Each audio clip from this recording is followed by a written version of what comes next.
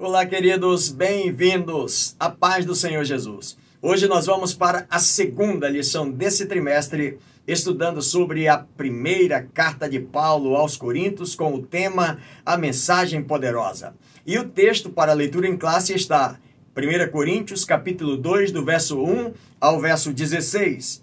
E os tópicos que vamos abordar são eles. Primeiro, a mensagem da cruz. Segundo, mensagem reveladora. E terceiro, mensagem espiritual.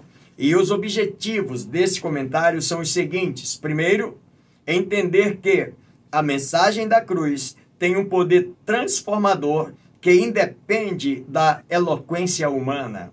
Segundo, compreender o propósito e a abrangência da mensagem da cruz. E terceiro, discernir a importância do Espírito Santo na revelação e entendimento da mensagem da cruz. E eu sugiro que você faça a leitura do capítulo 2 da primeira carta aos Coríntios, que somados ao comentário, o seu aproveitamento, crescimento será ainda maior. Faça isso. Eu quero agradecer a você que já é inscrito no canal, mais uma vez. Querido irmão, querida irmã, muito obrigado pelo privilégio que você nos dá.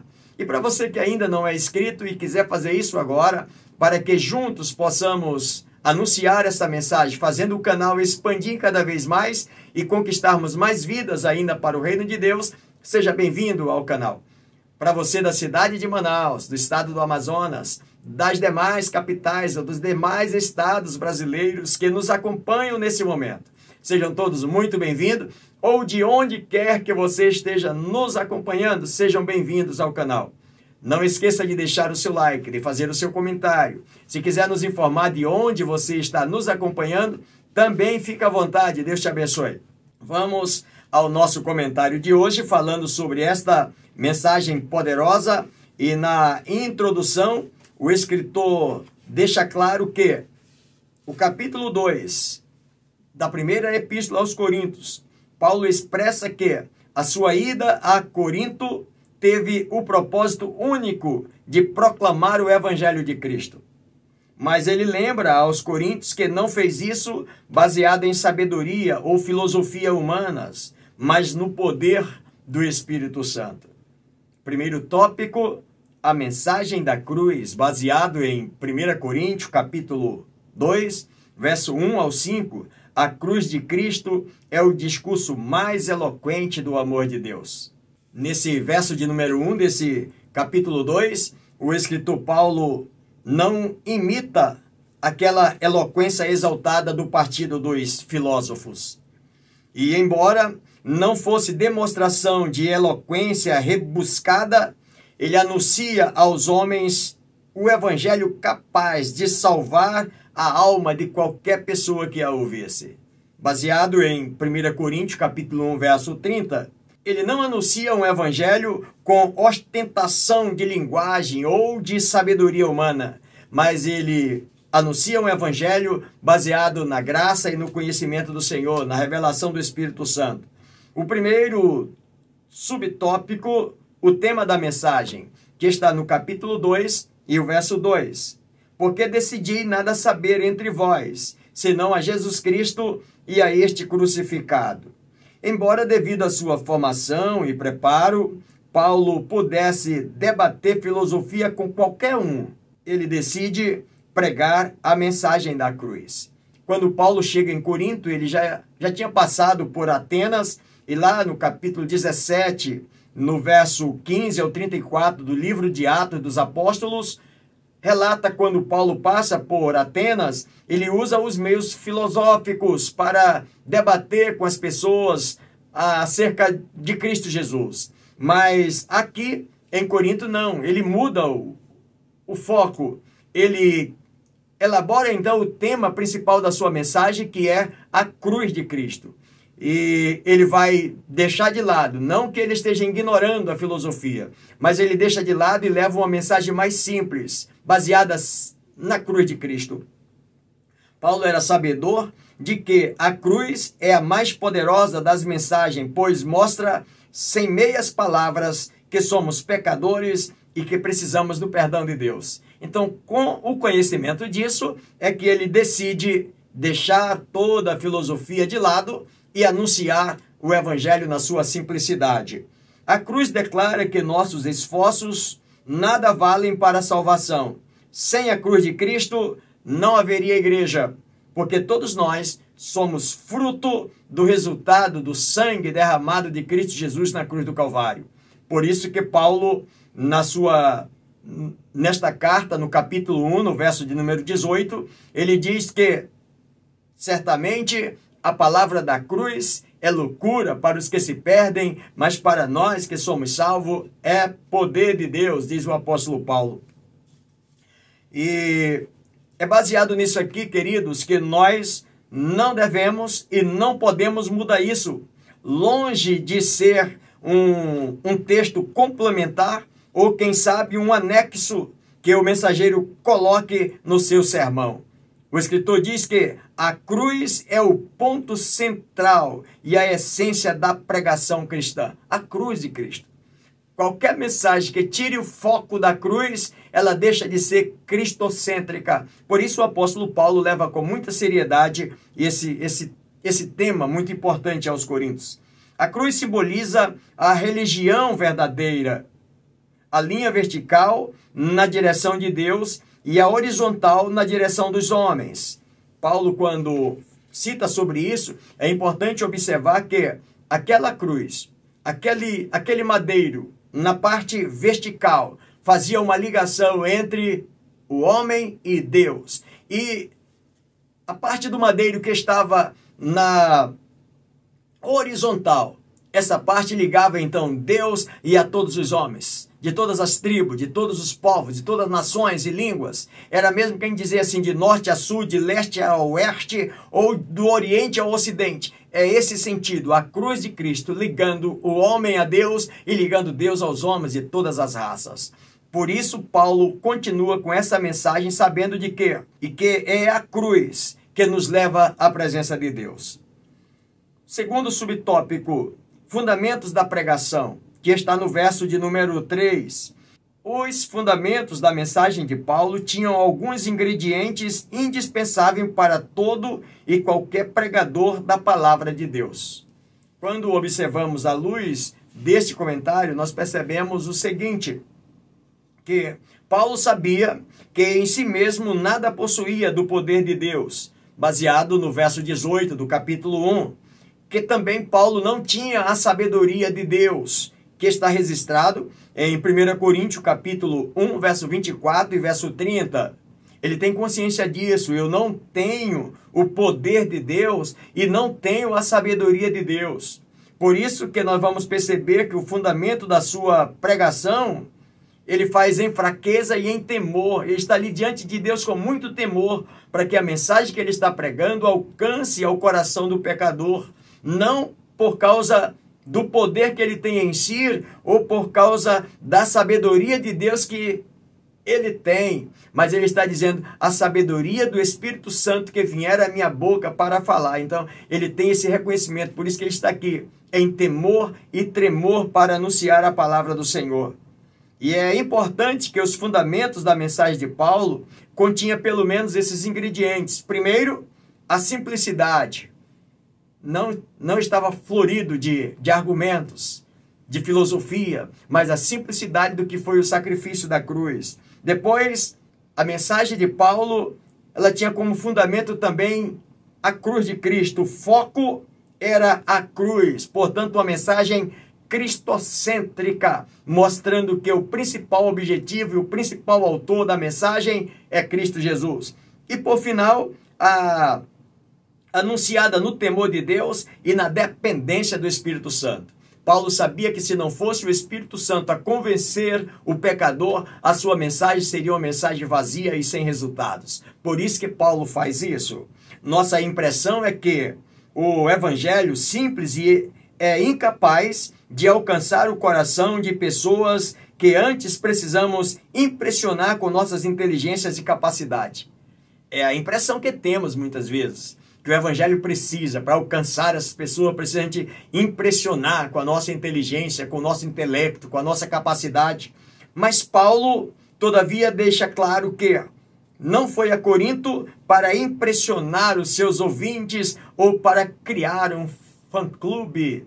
Paulo vai com uma boa pregação. E segundo o nosso comentário, uma boa pregação não é aquela em que saímos admirados com a retórica ou o talento do pregador. E qual é a boa pregação? É aquela que os nossos corações é convencido de que precisamos de Jesus. Essa sim, esta é a boa pregação. Essa é a pregação que convence o pecador da justiça, do pecado, do juízo. É essa a mensagem. Não é a mensagem que impressiona com as palavras, com as colocações. Não que Paulo condene aqui todo o conhecimento humano. Não, nós vamos perceber à luz do comentário, no decorrer do comentário, que Paulo não está condenando quem estudou, quem se preparou, ou quem está estudando e se preparando para melhor desempenhar o seu papel no seu trabalho secular, ou mesmo no trabalho do reino de Deus. Não, não. O que ele está mostrando é que a mensagem da cruz, a mensagem salvífica, ela deva ter o poder de convencer o pecador, e esse poder não está no intelecto ou na sabedoria humana, e sim na sabedoria de Deus. Então, outro fundamento da mensagem de Paulo era o temor. E aí nós vamos observar o grande sábio Salomão no capítulo 9, no verso 10 de Provérbios, quando ele diz assim: o temor do Senhor é o princípio da sabedoria. Portanto, Paulo agora ele está bem equipado. Mesmo ele sabendo que ele não é detentor da sabedoria de Deus, nem detentor do poder de Deus, mas ele tem temor a Deus, e é esse temor que lhe dá esse arsenal, podemos dizer assim, esse arsenal, o temor de Deus, o princípio da sabedoria para poder anunciar o evangelho e alcançar o coração do povo de Corinto. E aí, quando a gente chega em Atos dos Apóstolos, capítulo 2, verso 3, nós vamos observar que essa dependência não era motivo de relaxamento para o estudo. Ah, pastor, então quer dizer que eu não preciso me preocupar, eu não preciso estudar, porque eu preciso só ser dependente do Espírito Santo. Deixa eu te falar, eu já vi uma certa vez um pregador chegar na igreja e dizer assim: há 3 semanas eu fui convidado para vir pregar nessa igreja e até hoje o Espírito Santo não me deu uma mensagem, não me deu uma palavra. Eu fiquei assim um pouco meio preocupado e não deu outra, ele não tinha nada mesmo. Existe ainda aqueles que dizem assim: ah, eu não preciso me preocupar porque na hora o Espírito Santo me dá a palavra. Queridos, o que nós precisamos observar é que Paulo aqui ele não está condenando o preparo. E o Espírito Santo vai fazer lembrar o pregador aquilo que ele leu, aquilo que ele estudou, aquilo que ele se preparou. E que talvez nem está no script da sua mensagem, mas o Espírito Santo vai lembrar na hora e ele vai fluir no meio da mensagem. Quando a pessoa diz que não precisa estudar ou não precisa se preparar, ele está praticamente negligenciando. Ah, pastor, mas o senhor acabou de dizer que não precisa de filosofia, não precisa de conhecimento para Deus atingir o coração do pecador. É verdade. Não é o nosso conhecimento ou a filosofia ou, quem sabe, qualquer um outro grau de conhecimento superior que vai atingir o coração do pecador. Mas uma vez que o Senhor dá a oportunidade para alguém se preparar, com certeza melhor vai servir ao rebanho, melhor vai servir à obra do Senhor. Portanto, Paulo aqui não está condenando quem se preparou. É importante se preparar. E é importante também não deixar ou não achar que na hora o Espírito Santo vai revelar para nós tudo que a gente vai falar. É importante o preparo, se preparar. E aí Paulo deixa essa clareza para todos nós. Ele é um cara preparado aos pés de Gamaliel. Então, um homem preparado tanto na linguagem, podemos dizer assim, tanto preparado numa escola judaica quanto numa escola romana, ele desenrolava qualquer assunto. Terceiro tópico, intervenção do Espírito. 1 Coríntios, capítulo 2, verso 4 e verso 5. A minha palavra e a minha pregação não consiste em linguagem persuasiva de sabedoria, mas em demonstração do Espírito e de poder. É importante observar nesse verso de número 5, que lá em Corinto, os estudiosos de retórica, eles tinham as suas dinâmicas em públicos, eles tinham muitos truques e técnicas que impressionavam os seus discursos, tudo calculado para impressionar os seus ouvintes. E Paulo, mesmo sabendo disso, ele não entra por esse caminho. Paulo, segundo o escritor, diz que mesmo as proclamações mais dinâmicas do evangelho se mostram ineficazes, a menos que o Espírito Santo convença as mentes e os corações dos ouvintes a aceitá-lo. Então Paulo tem essa consciência de que não é os truques, não é a boa retórica, não é impressionar os ouvintes com as palavras e os truques aprendidos nas escolas de filosofia ou nas escolas de retóricas, mas a mensagem de Cristo Jesus. Se a mensagem tiver toda essa proclamação de dinâmica, mas não tiver a presença de Deus, nada feito. E Paulo tem consciência disso, por isso ele mantém a simplicidade da sua pregação. A ideia desta passagem é que Deus salva o mundo através de mensagem simples e espiritual que leva as pessoas a glorificarem a Jesus e não a sabedoria do mensageiro. É isso que Paulo está nos ensinando à luz desse comentário. Paulo, apesar de ter sido instruído e saber do valor das escolas de retórica que prezavam pela persuasão e eloquência do discurso, ele apega-se à intervenção do Espírito Santo. Ele esquece todos esses discursos, todas essas eloquências e vai dependendo do Espírito de Deus para que o Espírito do Senhor convença o coração do pecador. Há uma linda progressão onde a mensagem se baseia na cruz, anunciada com simplicidade e com a ação do Espírito Santo. E é importante pensarmos nisso, queridos. Volto a dizer, Paulo, em algum momento, o escritor, o comentarista do nosso comentário, não está ignorando o conhecimento teológico, o conhecimento secular. Não, senhores. Todos vocês, todas as pessoas que se prepararam, que sabem para atender melhor lá na sua empresa, lá na sua família, quem sabe lá no seu negócio, lá quem sabe no poder público, no poder, no judiciário. Paulo não está condenando isso. O que ele está mostrando é que toda essa bagagem de conhecimento vai ajudar se o Espírito Santo estiver presente. Se o Espírito não estiver presente para convencer o pecador do seu pecado, da sua ignorância, da sua condenação, não existe conhecimento humano que possa resolver. É isso que o escritor está deixando claro para nós. Segundo tópico, mensagem reveladora. 1 Coríntios, capítulo 2, do verso 6 ao verso 8. Não havia da parte do apóstolo nenhuma presunção ou autoconfiança.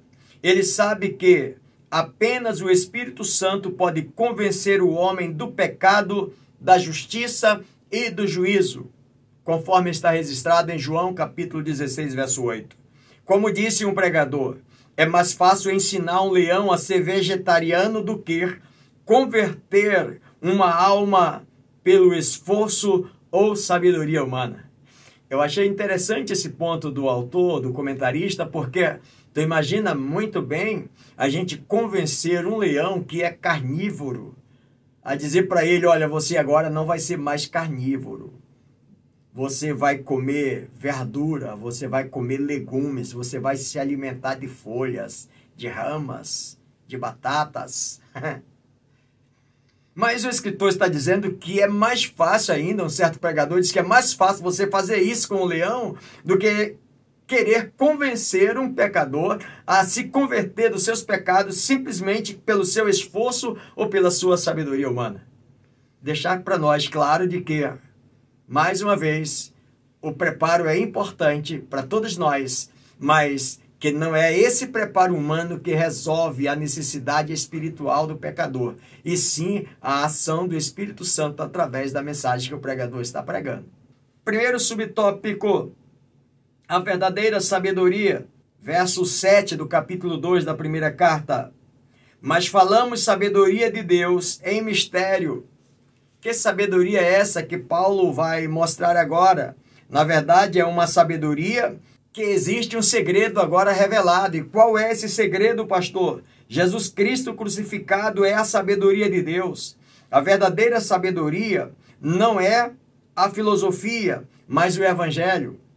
A verdadeira sabedoria de Deus não está na filosofia humana, mas no Evangelho.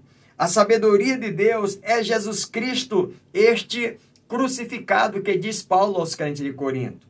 No capítulo 2 e no verso de número 2, Paulo não está desprezando o valor do estudo secular.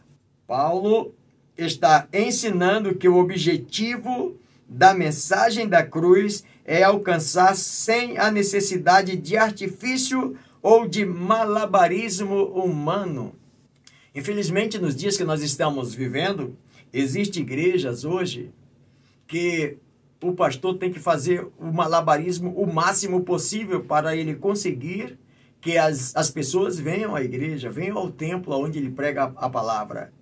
E muitas vezes esse malabarismo é feito através de campanhas. Existem igrejas que especialistas nisso. Faz uma campanha atrás da outra. Primeiro ele pode fazer, poderíamos ter o exemplo, faz a campanha, sei lá, de um copo com água ungida aí, 21 dias.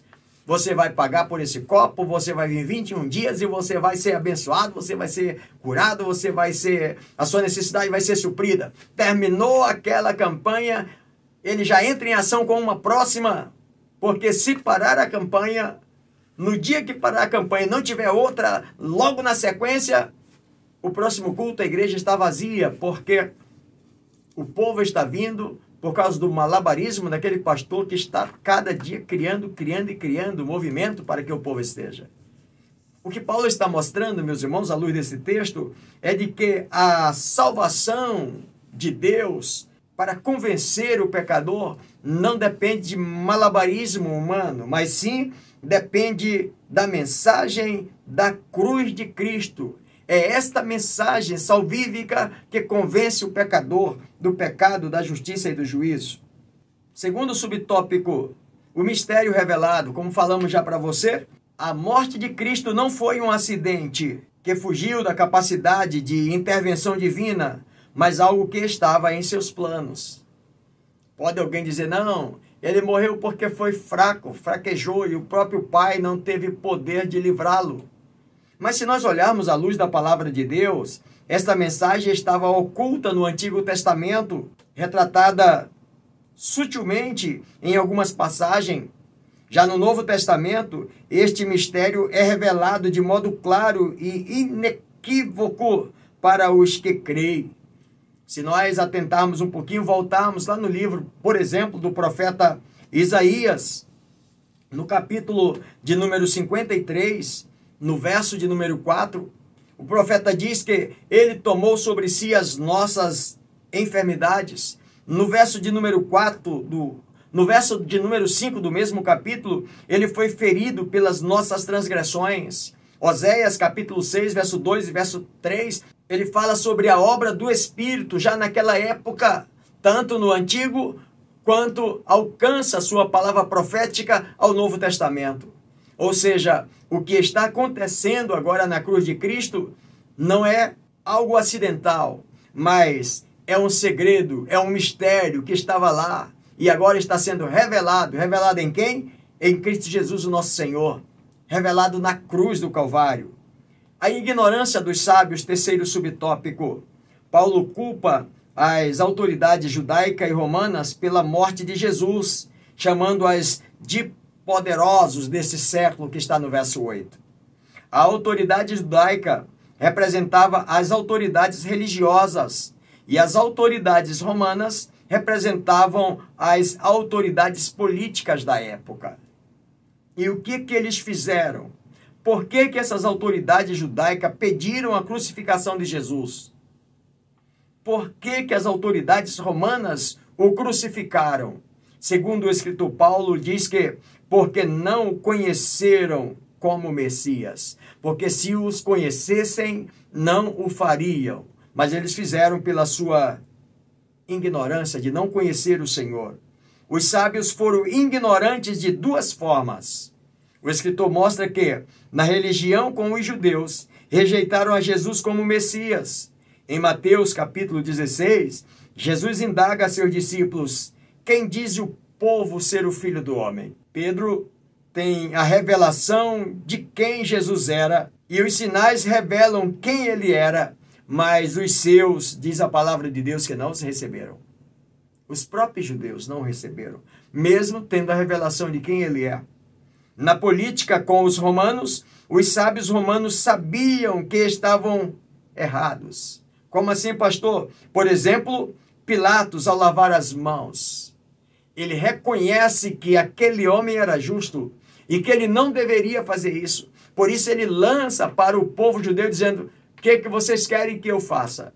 E ele diz: crucifica-o. Eu lavo minhas mãos, diz Pilato. Eu lavo minhas mãos desse sangue.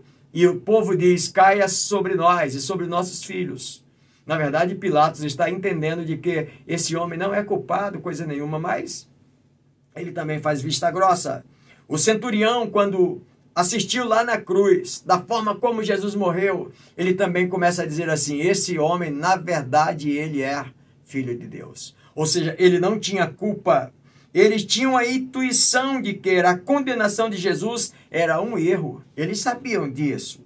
Agiram conscientemente, desconsiderando os fatos e condenando um inocente.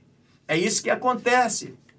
Por isso, nós vamos observar à luz do texto que a mensagem reveladora é de esse Cristo que morre na cruz do Calvário, não acidentalmente, mas ele morre cumprindo um propósito. Apesar de tudo isso aqui que os judeus fazem, que os romanos fazem, mas o que está acontecendo é Cristo cumprindo um propósito de Deus para salvar a mim e a você. Por isso que a mensagem salvadora de Cristo Jesus, a mensagem salvífica, precisa ter como tema a cruz de Cristo. É na cruz que nós encontramos salvação, é na cruz que nós encontramos perdão para os nossos pecados. Terceiro tópico, mensagem espiritual. 1 Coríntios capítulo 2, verso 9 ao 16. Primeiro subtópico, a mensagem é revelada. Verso 9 e verso 10.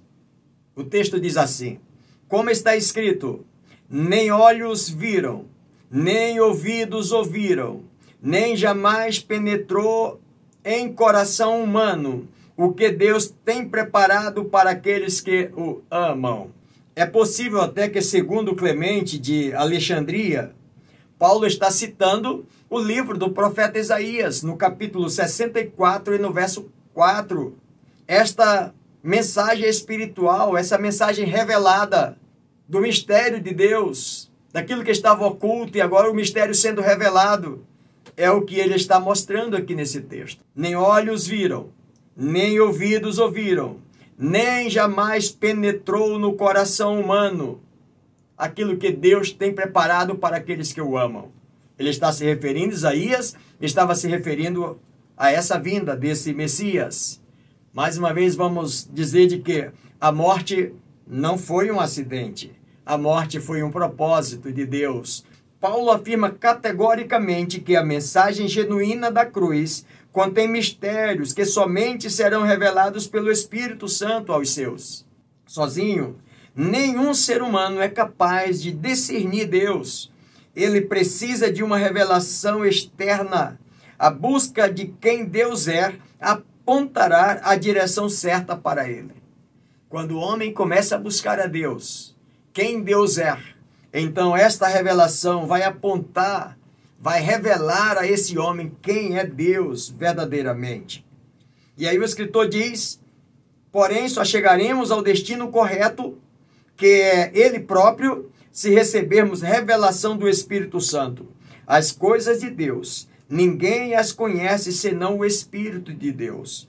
Só conheceremos as coisas de Deus se o Espírito nos revelar.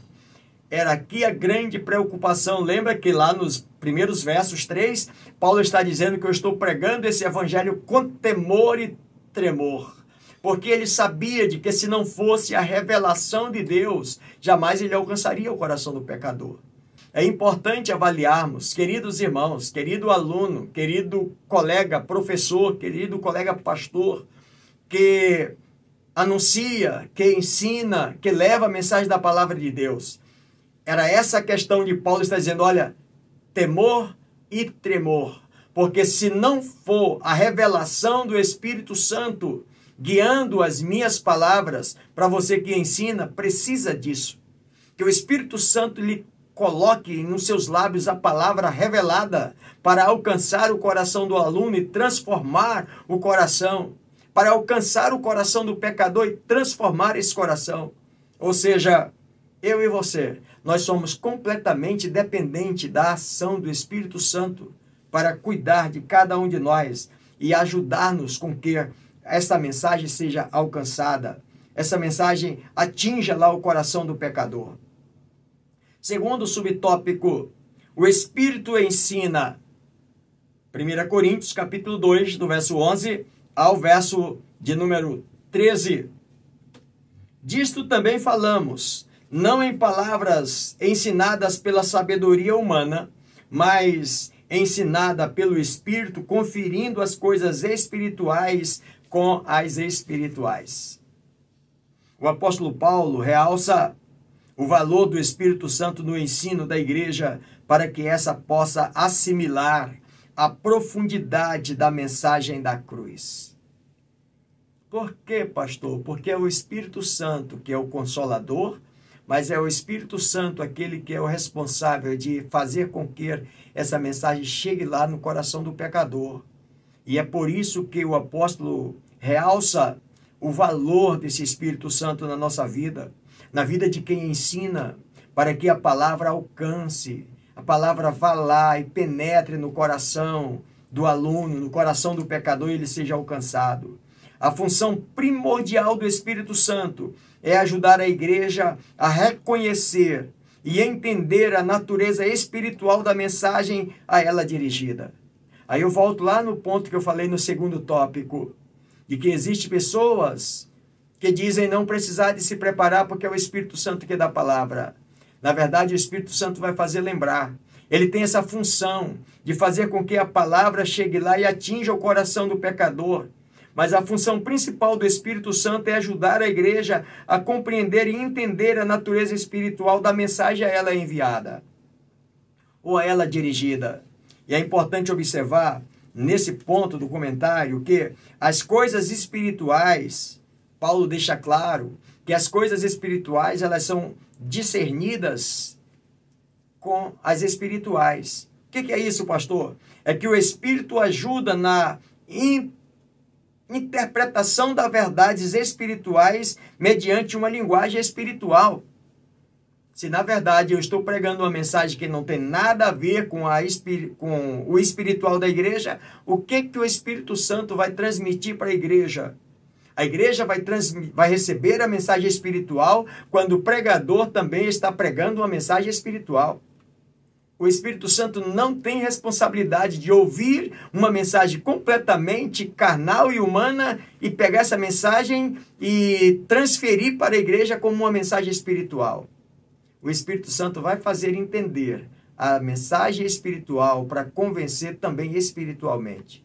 Por isso nós temos a responsabilidade, irmãos. Ah, não, isso aí é coisa espiritual, é a responsabilidade do Espírito Santo. Eu prego o que eu quiser, eu falo do jeito que eu quiser, ele sabe o que eu estou falando, ele sabe qual é a minha intenção. Não, irmãos. A nossa intenção é reconhecer que é o Espírito Santo que tem que agir. Mas que a minha palavra, a sua palavra, o seu ensinamento tem que ser um ensinamento à luz do Espírito Santo. Por isso existe comentaristas que nos informam ou nos ajudam que o Espírito Santo ajuda na interpretação das verdades espirituais mediante uma linguagem espiritual.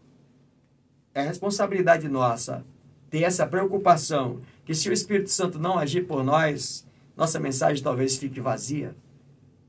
Além disso, quando descartamos esse auxílio, caímos no precipício de ações vazias e interpretações equivocadas em relação à palavra.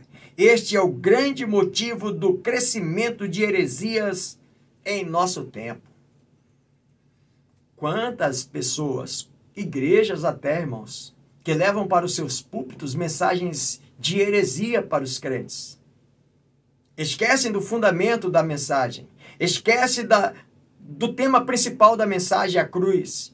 Esquece que é o Espírito Santo que tem que levar essa mensagem e que o pregador tem que ser espiritual para que o Espírito Santo também convença o pecador. E aí, quando nós ignoramos a ação do Espírito Santo, Quando nós achamos que nós somos dono do pedaço, não, o Espírito Santo ele vem atrás aí, depois ele corrige. Irmãos, se nós abrirmos de mão de termos esse compromisso espiritual com a palavra de Deus, nós abrimos o espaço para que as heresias entre nos púlpitos, entre na nossa igreja, entre no meio do nosso povo, e daqui a pouco o estrago está feito. Terceiro subtópico e último, o homem não entendem. Versos 14 ao 16 do capítulo 2. Ora, o homem natural não aceita as coisas do Espírito de Deus. O homem natural, quem é ele, pastor? O homem natural, segundo o texto, é todo aquele que ainda não foi redimido. Para este, o evangelho parece loucura. O homem natural não entende as coisas de Deus.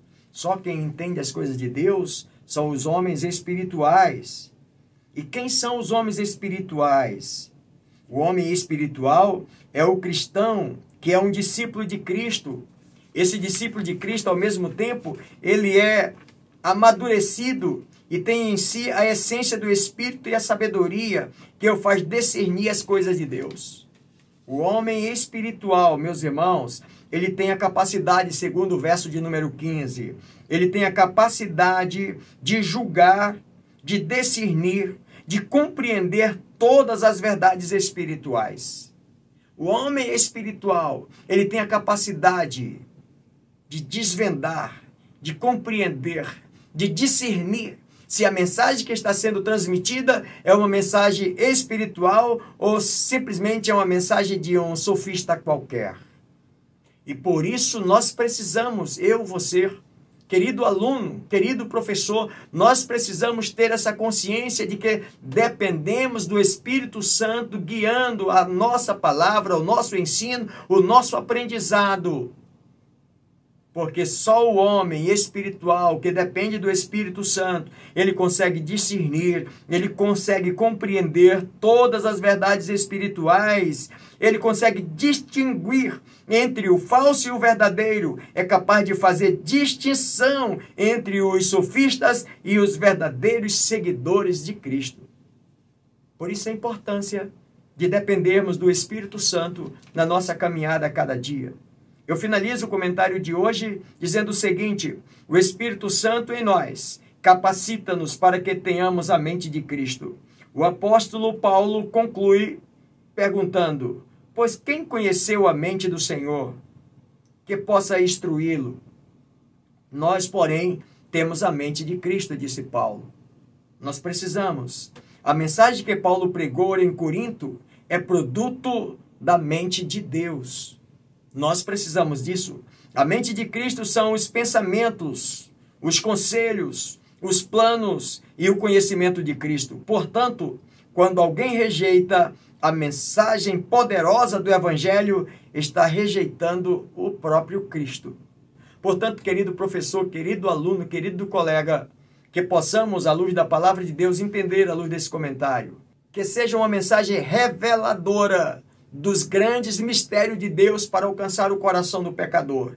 E, finalmente, que ela seja uma mensagem espiritual, porque as coisas espirituais, elas se discernem espiritualmente. Portanto, que Deus nos abençoe. A aplicação pessoal diz assim: a mensagem da cruz excede todo o entendimento e é poderosa para cumprir seu objetivo de revelar o amor de Deus a todos os homens. Espero poder ter contribuído com você, meu querido irmão, minha querida irmã, mais uma vez. E assim sendo, que Deus nos abençoe e até a próxima oportunidade, se o Senhor Deus assim nos permitir. Até lá, se Deus quiser, em nome de Jesus.